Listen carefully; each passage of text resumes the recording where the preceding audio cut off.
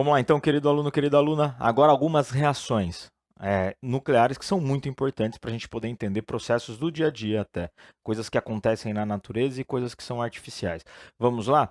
Então, ó, reações de fissão e fusão nuclear. Vamos começar pela fissão nuclear. É um processo que é artificial, ou seja, o ser humano ele produz essa fissão nuclear, tá? Então a gente faz um bombardeamento e divide um núcleo grande. Então, um núcleo pesado. Aqui está um termo núcleo pesado, mas pensa num átomo grande que é dividido em núcleos menores. Então, eu tenho vários exemplos disso. Aqui eu tenho um núcleo grande que é dividido em dois átomos menores. Ele é uma reação em cadeia. Então, uma vez que acontece, ele vai replicando, você já vai entender o porquê. Ele foi utilizado durante todos esses anos em reatores nucleares. Quando você ouve sobre energia nuclear, a gente está falando de energia que utiliza da fissão nuclear. A fissão nuclear, um núcleo que a gente fala um núcleo físsil. Normalmente um átomo grande, um átomo de urânio, por exemplo, de plutônio. Então, as chamadas ogivas nucleares que existem no mundo, e algumas outras, né, para uso bélico, né, produção de armas, você tem para uso de produção de energia, você tem para o chamado enriquecimento de urânio para poder usar para fazer energia elétrica, então várias utilizações desse núcleo físsil. Eu faço reator nuclear, então, para produzir energia, é o submarino nuclear, então tudo que a gente ouve falar nuclear, a gente está ouvindo falar do modelo de fissão nuclear. E a bomba atômica, para uso bélico, né, que eu já tinha comentado. Vamos lá? Ó, um exemplo prático, clássico do que acontece aqui. Um urânio, que é um átomo grande, de massa 235, número atômico 92, ele sofre uma colisão com um nêutron. O nêutron ele vai ser representado por 0 e 1. Por que 0 e 1? Ele não altera o número de próton, obviamente, ele é um nêutron, mas ele altera na massa. Então, ele tem 1 na massa. O nêutron tem uma massa equivalente à do próton. Então, a massa dele é 1. Esse nêutron muito pequenininho, ele colide com o núcleo do urânio, um núcleo grande quando comparado ao nêutron. Ele rompe, ele quebra o núcleo do urânio. Esse núcleo do urânio é dividido em outros dois átomos. Não é dividido simetricamente, né? Porque ele é dividido no bário 56 e no criptônio 36. Um é maior do que o outro. Ele divide. Separou, então, o núcleo do urânio. Só que nessa separação ocorre uma liberação de mais 3 nêutrons. Está vendo aqui, ó? Poderíamos chamar de um subproduto dessa quebra. 3 nêutrons saem. E cada nêutron desse vai colidir com mais um urânio. Imaginando que eu tenha disponibilidade de urânio. Eu tenho vários átomos de urânio. Eu produzo esse urânio, eu purifico esse urânio para tê-lo lá, para poder ocorrer essa reação. Aqui, um detalhe muito importante. A quantidade de energia que libera nessa reação é algo absurdo. Com pouquíssima massa de urânio, você consegue uma quantidade de energia muito maior do que explosivos, certo? Utilizados no dia a dia, tá? Utilizados no cotidiano. Então, explosivos de grande potência, utilizados como armamentos mesmo. Então, você consegue muita energia. Então, você não pode esquecer que uma reação dessa, ela libera muita energia. Então, ó, fissão nuclear, grava aí, núcleo grande sendo colidido com nêutron e fazendo a separação em átomos e núcleos menores. Tá? Em átomos menores e liberação de nêutrons e liberando muita energia.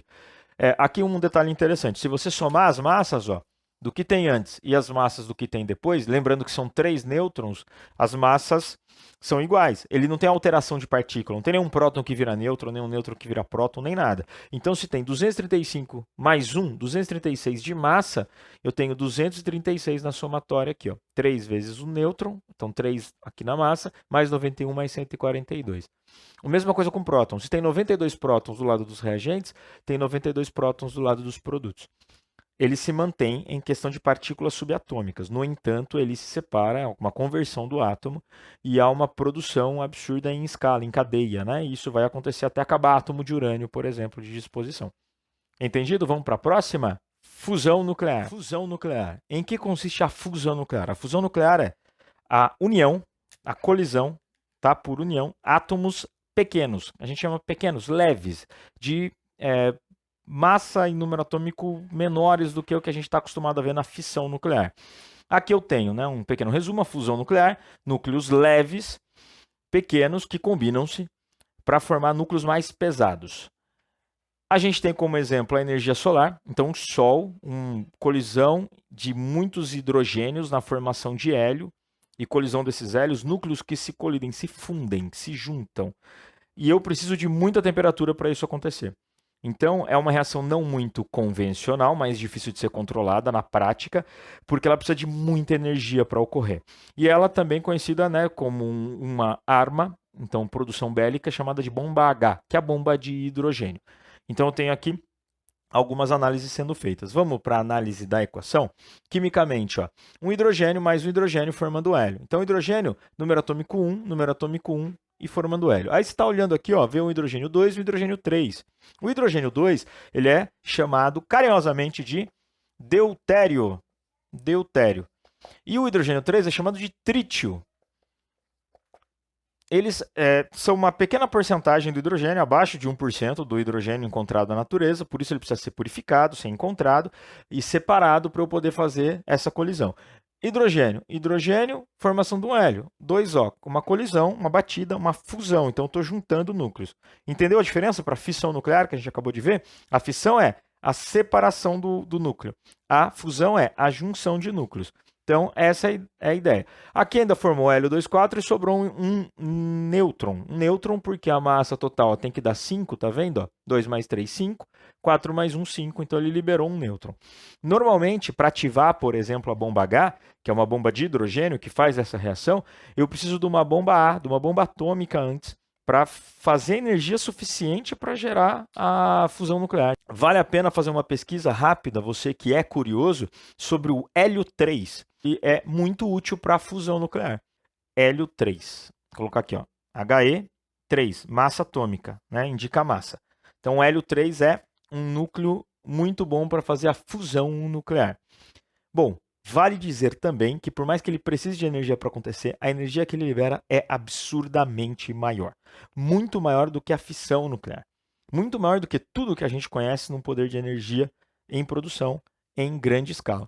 Então, há uma discussão muito grande no mundo, já muito adiantada, vários países, de fazer reatores, produção de reatores que não façam a fissão nuclear, que façam a fusão nuclear. A energia radioatividade é uma realidade, mesmo gerando lixo atômico, mesmo tendo algumas discussões ambientais de vazamento, mas ela é uma realidade, praticamente a energia do presente e futuro. Há países que utilizam mais de 80% da sua energia elétrica na base, na matriz radioativa. Então, é algo muito interessante. Espero que você tenha entendido. Fusão nuclear, fissão nuclear, tenha compreendido. Faça exercícios, tire suas dúvidas, dá um joinha aí, deixa seu like, se inscreva no canal, que em breve teremos mais aulas. Foi um prazer, bons estudos e até a próxima.